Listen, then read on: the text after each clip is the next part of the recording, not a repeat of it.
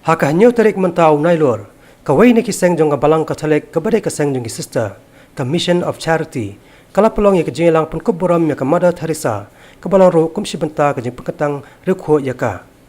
Ya kini kejelang la pelong ha leprosy koloni nongpo, kabalang Ribhoi district, haka balai don angkat ru unong aibot barang ba jong sarkar jela u Dr. Didi Lapang.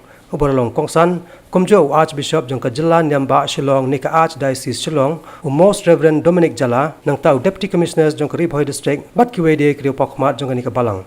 Habakran haga jelang kum Kongsan, Dr. Didi Lapang, ula perto jam yaki kam kraw jong Mother Teresa, kabrele kamtam mansenyang yaki imnang saalang hakaleng kepertai, bat kumjo haka negari India. Bat nakaliang jo ula yaweru yaki reungai Kristan, ban bot yaki nuksa jong Mother Teresa.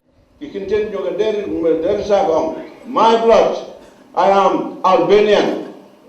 By citizenship, I am an Indian. By faith, I am a Catholic nun. As to my calling, I belong to the world. As to my heart, I belong entirely to the heart of Jesus.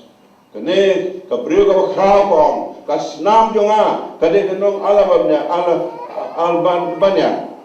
Kani chong sinong jonga kade kanong India.